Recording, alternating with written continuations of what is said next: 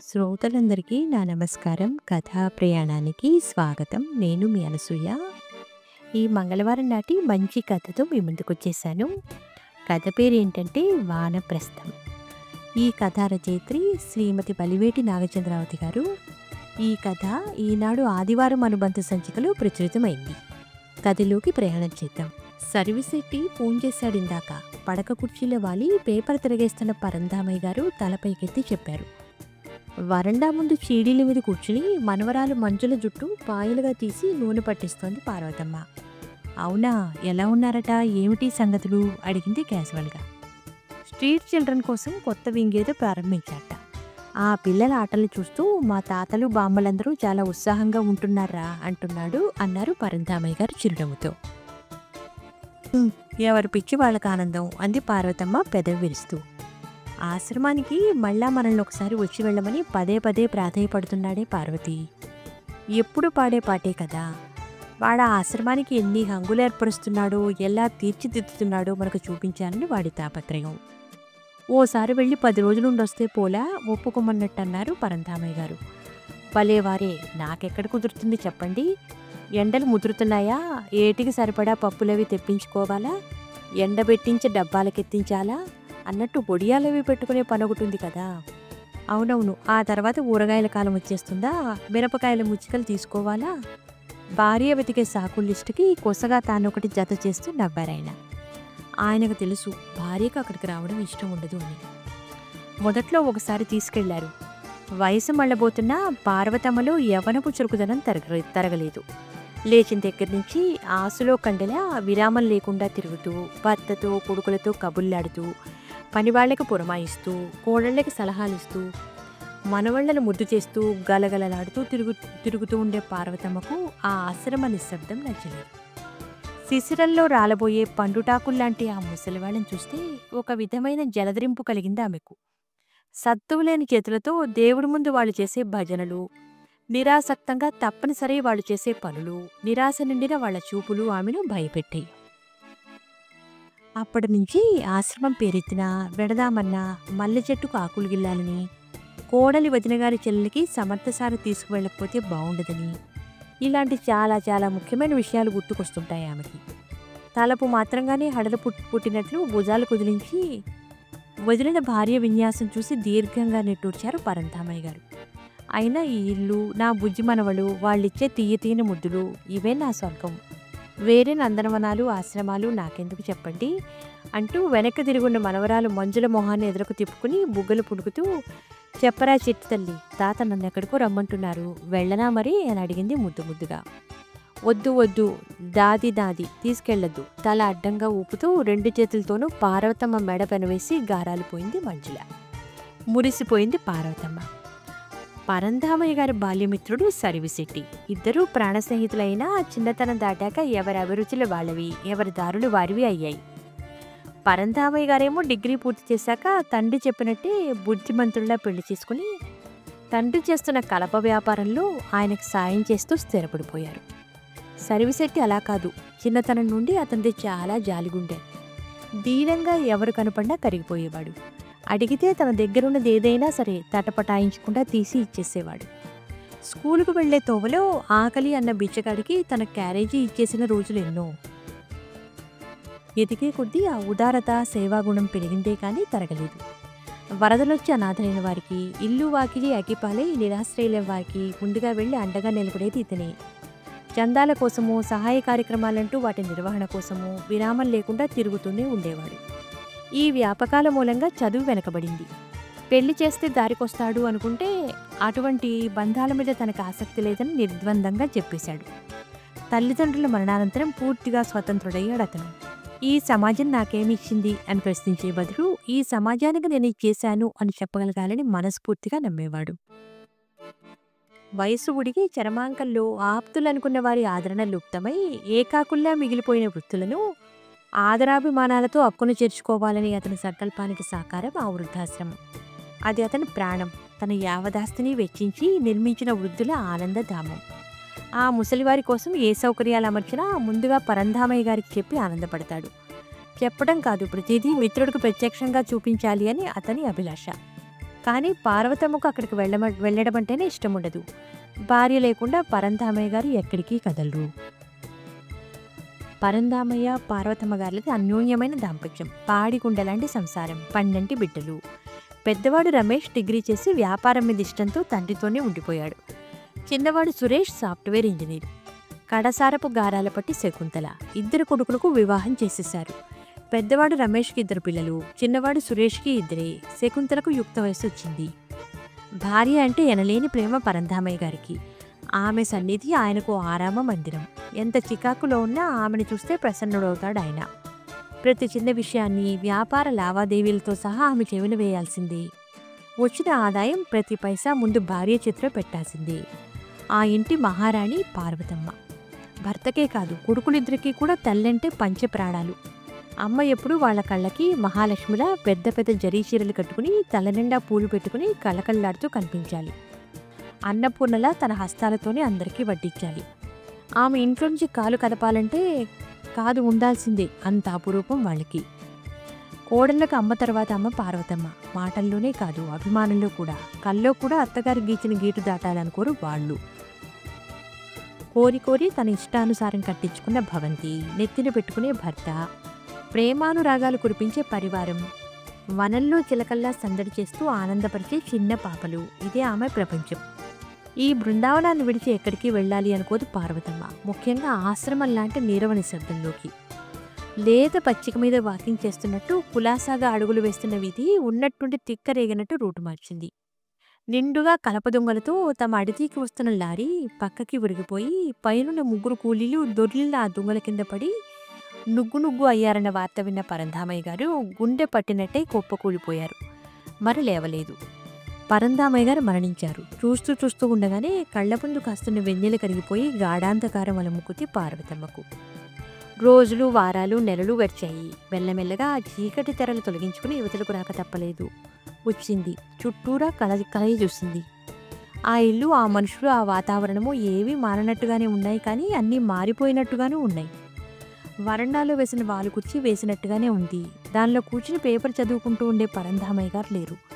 పెరటి గుమ్మం ఎదురుగా ఆమె నాటిన తులసి మొక్క అలానే ఉంది. కాను తను కట్టించిన సిమెంట్ కోటలో కాదు, కోడలు కొనుక్కొచ్చిన పాలరాతి కోటలు. పని మనిషి దుర్గమ్మ అమ్మగారు అనే పిలుస్తోంది, కానీ పార్వతమ్మని కాదు, కోడలు మీనాక్షిని. ప్రహరీ గోడ మించి రోజు ఏవేవో బదులు అడిగే పక్కింటి మంగమ్మగారి మనవరాలు పార్వతమ్మ కనపడినా ఆమెను అడగటం లేదు. మీనాక్షి అని కోడలు అరిచి పిలుస్తూ ఉంది. ఇది వరలో డైనింగ్ టేబుల్ ముందు పార్వతమ్మ, పరంధామయ్య గారు కూర్చునే కుర్చీల్లో మరి ఎవరూ కూర్చునేవారు కాదు. అది భయంతో కాదు, ఒక మర్యాద, గౌరవం. ఇప్పుడు అది అడుగంటింది. ఆ కుర్చీ ఆక్రమించుకోగలిగే ధైర్యం ఇంట్లో అందరికీ వచ్చేసింది. భోజనాలు పార్వతమ్మే వడ్డించాలనే నియమం కూడా ఇప్పుడు కొండెక్కేసింది.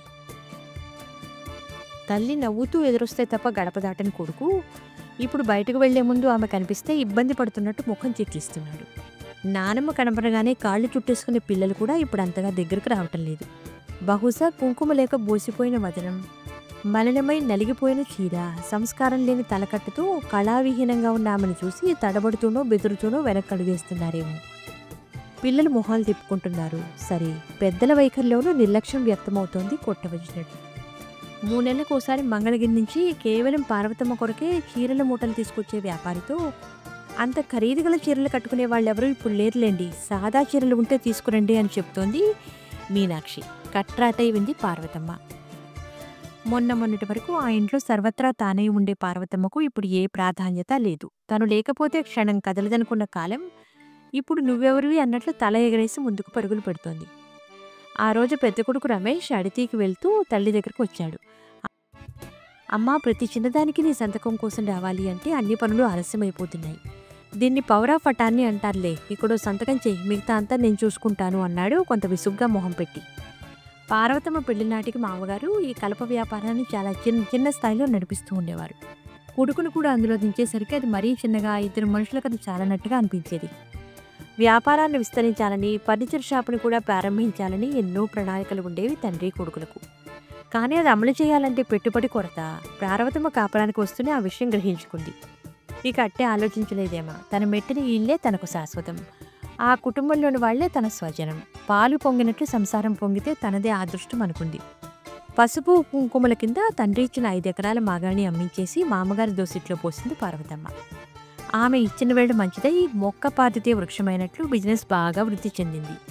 లక్షల్లో ఉన్న వ్యాపారం కోట్లకు ఎగబాకింది. తమ పెరుగుదలకు నిచ్చెన వేసిన కోడలు అంటే అపరిమితమైన వాత్సల్యం మామగారికి. ఆమె మాటకి చాలా విలువ ఇచ్చేవారాయన. ఆ అభిమానంతోనే మరణించే ముందర కొడుకుతో పాటు వ్యాపారంలోనూ ఆస్తిలోనూ కూడా కోడల్ని భాగస్వామిని చేస్తూ విల్లు రాయించారు. అందువల్ల బ్యాంకు పనులకు కానీ బిజినెస్ వ్యవహారాల్లో కానీ తరచూ పార్వతమ్మ సంతకం అవసరమవుతూ ఉంటుంది. ఇప్పటి వరకు భార్యతో ఎప్పుడు సంతకం చేయించుకోవాల్సి వచ్చినా ఏ రోజు చిన్నతనం ఫీల్ అవ్వలేదు పరంధామయ్య గారు. కొడుకిప్పుడు పెద్దవాడయ్యాడు. ఓ చిన్న సంతకం కోసం తల్లి ముందరైతేనేమి చేతులు కట్టుకుని నించోవడం నామోషమే కదా. మాట్లాడకుండా కొడుకు చెప్పిన చోట సంతకం చేసింది పార్వతమ్మ. ఆ మరుసటి వారం తండ్రి మాసికానికని సురేష్ కుటుంబంతో సహా వచ్చాడు. ఎవరి చెవిలో ఊదారో తెలీదు. ఎవరినడిగి సంతకం చేశావు, అంతా నీ ఇష్టమేనా అని ఎగిరాడు తల్లి మీద. నేను లేకుండా చూసి ఇట్లాంటి పని చేస్తావా అని అన్నగారితో పోట్లాడాడు. ఏకోదరులిద్దరూ తరతరాల నాటి శత్రువుల్లా తిట్టుకున్నారు. ఎవరితో చెప్పుకుంటావో చెప్పుకో అన్నాడు పెద్దవాడు. కోర్టులోనే తెలుసుకుందామన్నాడు చిన్నవాడు. వెళ్లే ముందు చిన్న కోడలు ఒకula పార్వతమ్మ దగ్గరకు వచ్చింది. అత్తయ్య, వచ్చే వారంలో మా చెల్లి పెళ్లి పట్టు చీర మీదకి మీ కాసుల పేరైతే నిండుగా ఉంటుంది అంది గోముగా. ఈయన పెట్ట తెరిచింది పార్వతమ్మ. కాసుల పేరు ముత్యాల సరాలు. మమ్మల్ని మర్చిపోయావన్నట్టు ఆభరణాలని తలతళ్లాడుతూ పలకరించాయి. వాటి మీద చెయ్యి వేసి నిమిరింది పార్వతమ్మ. బంగారంలో రాళ్లు పొదిగిన ఒట్టి నగల అవి కాదు, ఎన్నో మధుర స్మృతుల్ని దాచుకున్న అపూర్వ గనులు, విలువ కట్టలేని నిధులు. తన నిశ్చితార్థం రోజున ఒంటి నిండా బోలెడు నగలు దిగేసుకున్నా అవి చాలవన్నట్టు తన అత్తగారు ఆమె నడుముకున్న ఈ మువ్వుల వడ్డాణం తీసి తన నడుముకు పెట్టి, ఇప్పుడు అచ్చం లక్ష్మీదేవిలా ఉన్నావంటూ నిలువెల్లా చూస్తూ మురిసిపోయింది. కాసుల పేరు తన నాయనమ్మది. అంత భారీగా మోటుగా ఉన్న ఆ కాసుల పేరు నేను వేసుకోను అని ఎంత మొరాయించినా ప్రతి పండక్కి అది తన మెళ్ళలో వేసేది నాయనమ్మ. పోయేటప్పుడు కూడా కాసుల పేరు నా పెద్ద మనవరాలకే సుమా అని చెప్పి మరీ కన్ను మూసిందట. అరవంకీలు 2 తన మేనత్త కానుక. కొడుక్కి తనని ఇవ్వలేదని అలిగి తన పెళ్లికి రానే లేదావిడ. వంకీలు మాత్రం భర్త చేతికిచ్చి పంపించింది. కోడలిగా నా ఇంటికి వచ్చిన రోజున నీకు ఈ అరవంకీలు బహుమతిగా ఇవ్వాలని చేయించాను. ఎప్పుడు కోడలివి కాకపోయినా అవి నీవే అని చెప్పమన్నదట. పిచ్చిది, పైకి కోపం కానీ కడుపులో అంతా నీ మీద ప్రేమేరా తల్లి అన్నారు నాన్న కళ్ళు చెమ్మగిలుతుంటే.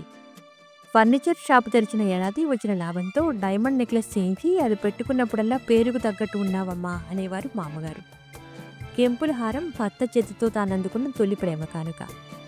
ఏ నగ తాకినా ఒక తీపి జ్ఞాపకాన్ని జ్ఞాపకం చేస్తోంది.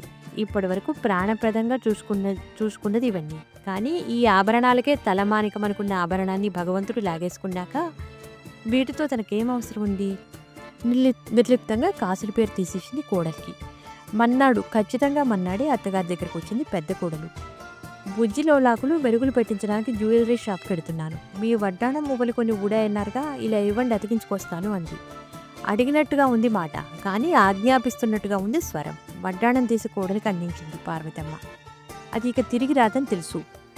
ఆవిడటి వెళ్ళగానే కాళ్ళు నేల మీద గట్టిగా తాటించుకుంటూ వచ్చింది కూతురు శకుంతల. అన్నీ వాళ్ళకే ఇచ్చేశావు, ఇక నాకేం మిగిల్చావు? నువ్వు అసలు తల్లివేనా? నాన్నుంటే ఇలా చేసేవారా? నా కూతురు అంటావు గాని నీ ప్రేమంతా నటన అంది. కూతురు జరుగుతున్న దూషణలన్నీ కన్నార్పకుండా చూస్తూ వింది పార్వతమ్మ. మెల్లగా మరోసారి ఇనప్పెట్ట తెరిచి చిన్న సూట్ కేసు వెదలికి తీసింది. చూడమ్మా, మీ నాన్న నీ పేరుకున్న ఆస్తుల దస్తావేజులివి. నువ్వు పుట్టిన దగ్గర నుంచి నీకని కొన్ని దాచిన నగలివి. జాగ్రత్త చేసుకో అంటూ శకుంతలకు అందించింది. వెలవెలబోయింది శకుంతల మొహం. కానీ సూట్ కేసు అందుకోవడం మాత్రం మానలేదు. మిత్రుణ్ణి కడసారి చూపు చూసి వెళ్లిన సర్విశెట్టి గారు పార్వతమ్మ గారిని మరోసారి పరామర్శించుదామని వచ్చాడు. ఆయన వచ్చిన రోజునే సురేష్ కూడా వచ్చాడు. అన్నగారితో ఆస్తి విషయం అటో ఇటో తెలుసుకుని కోర్టులో దావా పడేయాలని విస్తుపోయారు సర్విశెట్టి గారు. వ్యవహారమంతా విని ప్రశాంత కాసారంలా ఉండే ఇంటికి తండ్రి కన్నుమోయిగానే వీధిని పడేసినందుకు చాలా బాధపడ్డాడు ఆయన. అన్నదమ్ములిద్దరిని గట్టిగా మందలించారు.